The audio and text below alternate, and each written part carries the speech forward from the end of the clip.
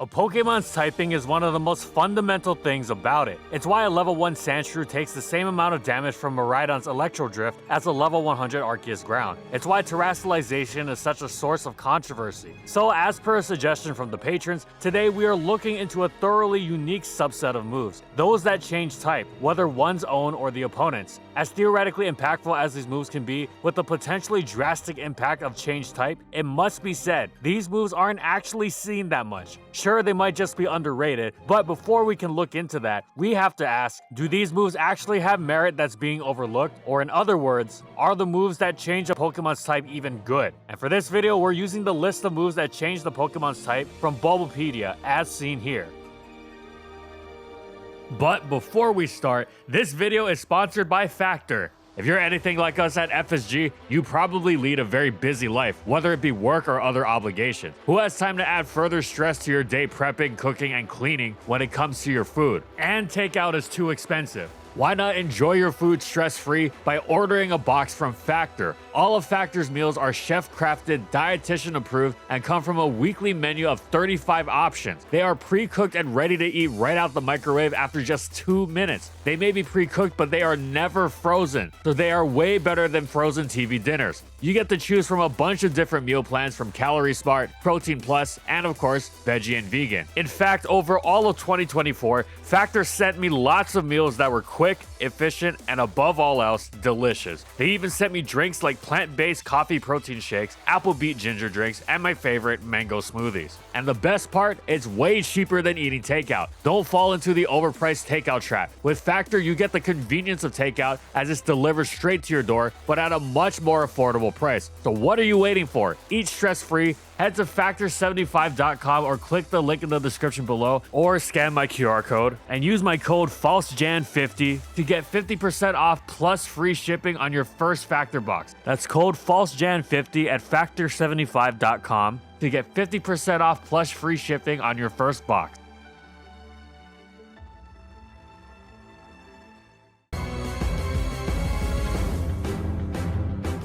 A quick glance at this list reveals that one of these moves is not like the others. We said that these moves aren't seen that much, and that is true, with the notable exception of Roost, which has been a competitive staple since its introduction in Generation 4. Skarmory, Zapdos, Gliscor, and many others have been roosting off damage forever. However, Roost doesn't really count for the purpose of this video, because its temporary flying type removal is not its primary function. Yes, the fact that Zapdos and Skarmory become vulnerable to ground on the turn they roost can be highly significant. So too is Zapdos removing its rock weakness, or Gliscor going from quadruple Ice Weak to regular Ice Weak. However, in most cases, the Roost was simply their version of Recover. It was all the same if used on a switch, or against most attacks whose effectiveness didn't hinge on the flying typing. Like when Gliscor roosted in the face of Heatran's fire moves, and if the roost user was slower than whatever it was facing, it really didn't matter since the attack would go off before the rooster touched down. So Skarmory could roost in the face of close combats, and these are just the flying type roost users. There are also several notable users of roost, like Scizor, Mew, and the Laddie twins, that don't even have a flying type to shed. The only reason the Laddies even use roost over recover is to maybe catch someone who thinks them roosting rids them of their levitate, which means they can be hit by Earthquake, which by the way is not how it works. Point being, Roost is great, and yes, the type changing effect can be massive, as seen by those games where Zapdos roosts off Tyranitar Stone Edges. In that respect, Roost is clearly the best of the type changing moves. However, Roost is not solely used for this purpose, so let's take a look at the rest of these moves that are.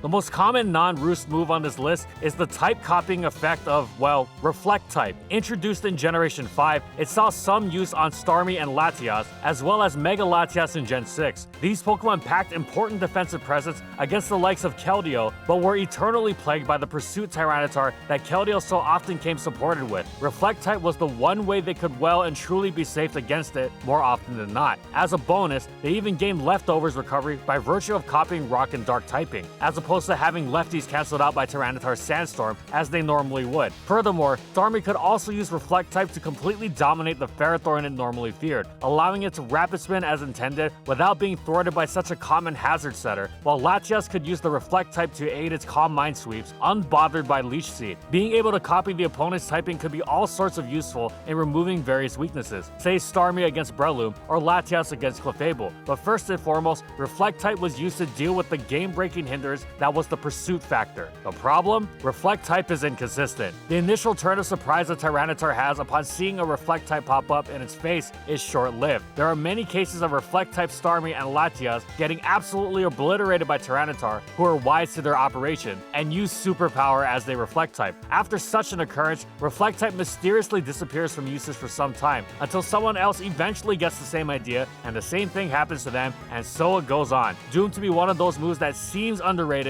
until suddenly you're in a tournament battle and it's doing nothing but eating up a valuable move slot. Ultimately, Reflect type just makes these Pokemon more passive than they already are, and doesn't even necessarily fix the issue for your trouble. You can't even take the money and run, so to speak. It's only likely to work once in one battle. Forget working once for an entire battle, as the next time Tyranitar comes in against these two, you've got a guessing game again, except instead of Crunch versus Pursuit, it's Superpower versus Pursuit. Since you're not exactly eliminating the core problem from more than one occurrence, which isn't enough given how many opportunities Tyranitar is going to get against the medium-paced teams that these Latias and Starmie teams are used on, then there's not much point to using it at all.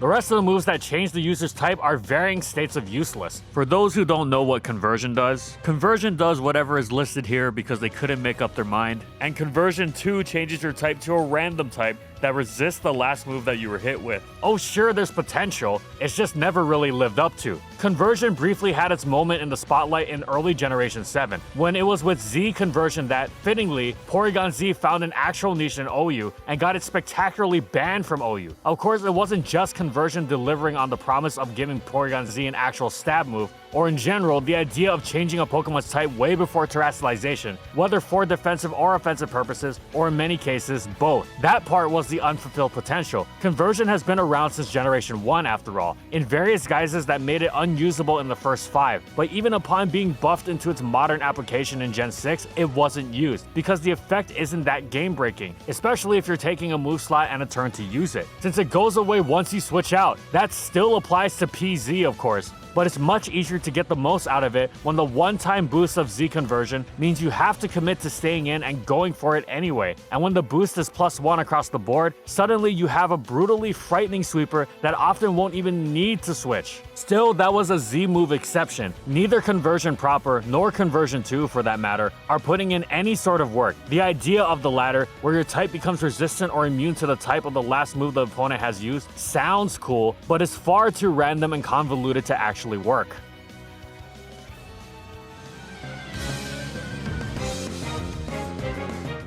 Meanwhile, nobody ever had any illusions about the potential of Camouflage, which, contrary to its name, had its uselessness as plain to see as could possibly be. In Link battles, Camouflage changes the user's typing to Normal. Now, call us crazy, but after Gen 1, Normal isn't exactly a typing that most Pokemon are burning to be. Almost no weaknesses, yeah, but also almost no resistances either.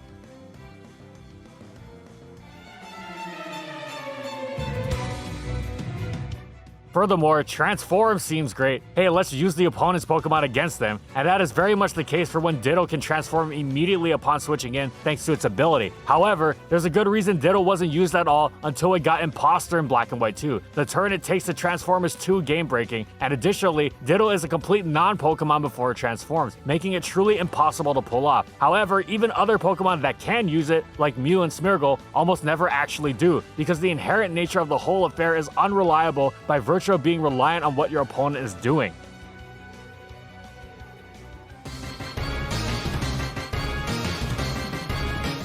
Relic Song, on the other hand, had potential, especially since the Meloetta using it had Serene Grace, and thus the move also had a nice 20% to put the opponent to sleep in addition to its primary effect. Now, it's a bit more than a type change, of course, as Meloetta doesn't just have typing shift from normal Psychic to normal Fighting, but takes on another form entirely, with its stats switched around and taking it from a decently fast special attacker to an incredibly fast physical attacker. However, this too never actually materialized in any actual metagame impact, seeing as the effect wears off should Meloetta switch out, and once the initial surprise is gone, the next time it's in, you'll have an unthreatening physical attacker that needs to take a turn to transform, making it incredibly easy to stop. Meloetta does have its uses, but its signature Relic Song is not one of them. It's much better off utilizing the talents it has right from the get-go by staying in its original Aria form.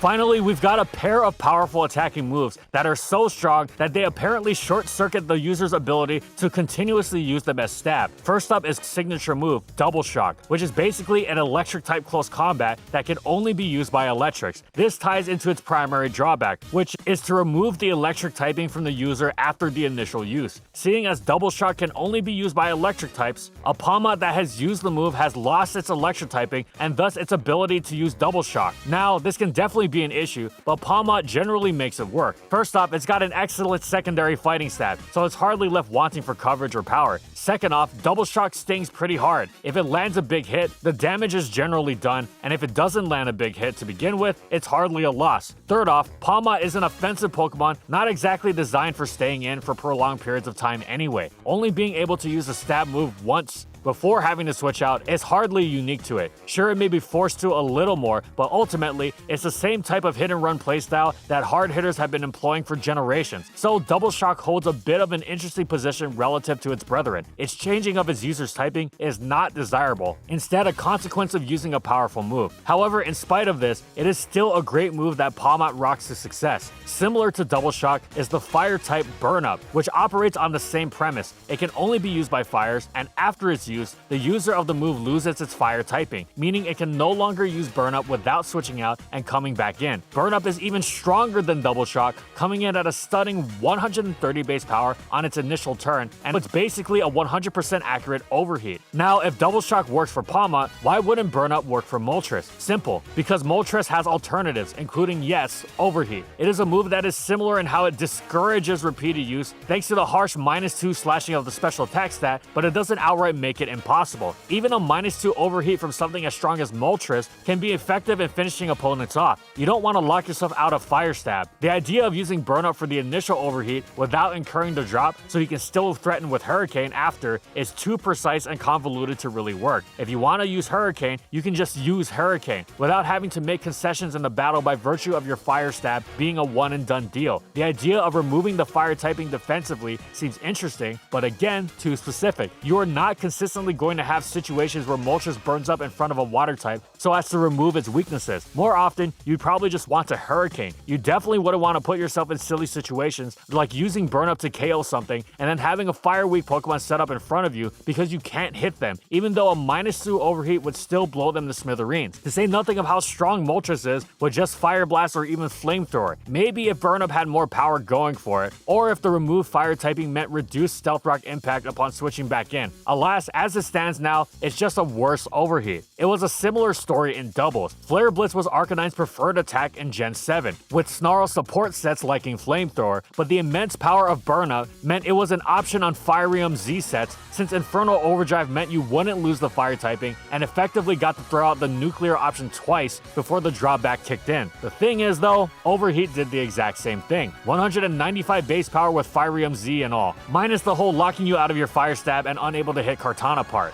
And sure, Burn Up without using a Z move means you dodge common moves harmful to Arcanine, such as water moves from Politoed or rock moves from Nihilego, but ultimately, use of Burn Up burned out.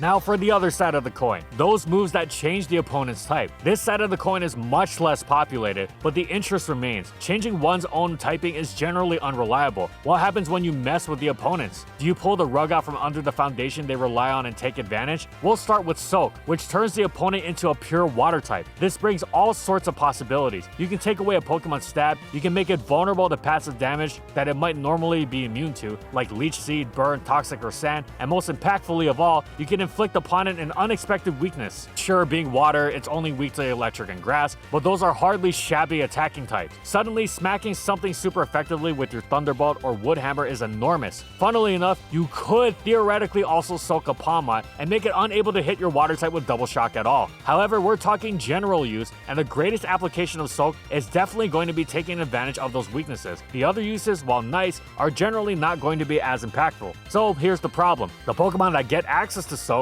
aren't going to be unleashing the kind of powerful electric or grass pain needed to punish the opponent's newly gained typing. The closest you'll get is Artillery and its Energy Ball, which isn't the kind of Pokemon nor the kind of power of a high level to pull this strategy off even in the lowest tiers. However, even if a more well-equipped Pokemon had access, like Lantern and its Stab Thunderbolt, the strategy would still be inconsistent and probably unused for the same reason two turn moves like Fly are. The turn it takes to set the Soak up gives the opponent the opportunity to switch out before they're actually hit with the big move. And the Soak user probably isn't going to be so powerful that forcing the opponent to switch their counter out will mean a certain KO. If it were that threatening to begin with, it probably wouldn't need to bother with Soak. And what else are you gonna do? Soak something, then switch to a Pokemon that can threaten it with that electric or grass move? Shockingly, requiring more turns for the strategy to be executed is not going to fix the issue. It's for this reason that Soak's true home is in doubles. There you can soak an opponent with one Pokemon and immediately take advantage of it with a Pokemon that actually hits hard. It has excelled in VGC across Gen 7 and 8, with Choice Scarf Tapu Fini getting the Soak off first and setting up a variety of teammates from Kartana to Zekrom to Gigantamax Venusaur to obliterate the newly vulnerable opponent. The two Pokemon strategy goes beyond having another Pokemon more readily available to abuse the effects of Soak. You also don't have the singles issue of soaking the opponent and giving them the opportunity to switch out before you can actually hit them. By the time the surprise hits them, they've already gotten crushed. So as far as Soak goes, it works beautifully in doubles, but singles, not so much.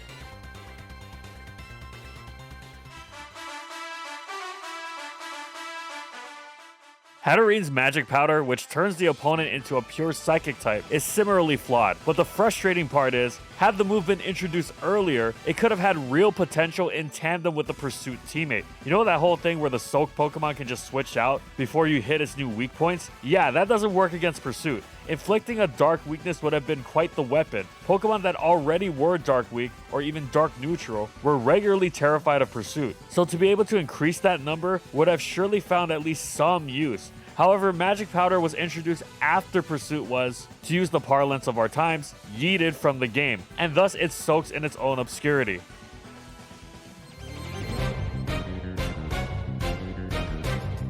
Finally, we reached the move attached to the Pokemon this video was originally going to be about, Trevenant and its Forest Curse, which adds grass to the opponent's types. There's also the matter of its counterpart Gourgeist and Trick or Treat, which adds Ghost to the opponent's types. Note how they add to the opponent's types and not replace them, as Soak does. This means that with Forest's Curse or Trick or Treat in play, the opposing Pokemon can in fact have 3 types. Now, they don't stack before anyone gets any wild ideas. Forest's Curse will replace the Trick or Treat placed on a Pokemon and vice versa. However, even just the 3 type aspect of these moves, interesting though it is exactly what limits them. Forest Curse would kind of have Soak syndrome either way. Adding grass to the opponent to try and exploit its weaknesses would already be impossible enough for Trevenant to take advantage of, let alone the fact that an opponent's typing could interfere with that plan anyway. It would be basically impossible to have Forest Curse consistently make an opponent's typing exploitable. Trick or Treat really missed out though. If you made the opposing Pokemon a pure Ghost type, the Pursuit teammate waiting in the back would completely bypass the issue with simply switching out of the weakness foisted on it. Switch out immediately to avoid getting trapped?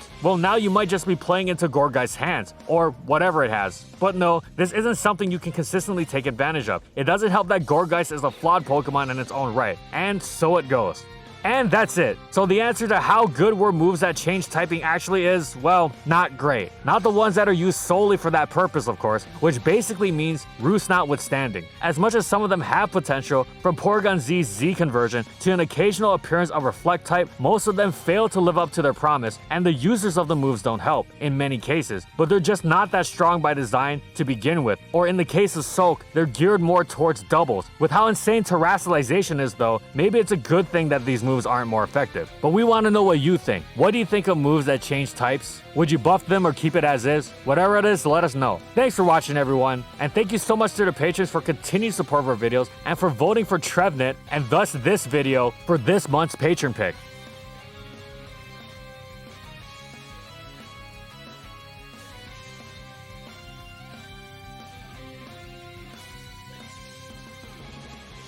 And thank you so much to our platinum patrons. Thank you to Amphozenus, Alex Sable, Anthony Belval Renault, Bingleton, Daniel Isbeast, Funky, Glitcherton, Howl, Megamon VGC, Nurse Jake, Jack G, Lord of the Rabbit, Pretzel SP, Spavoon, Gylaria, Soros and Croxon, Shiwei Miji, Stoneface Colin, Kiboflu, and Quetzalcoatl Northropi for their major support of our videos.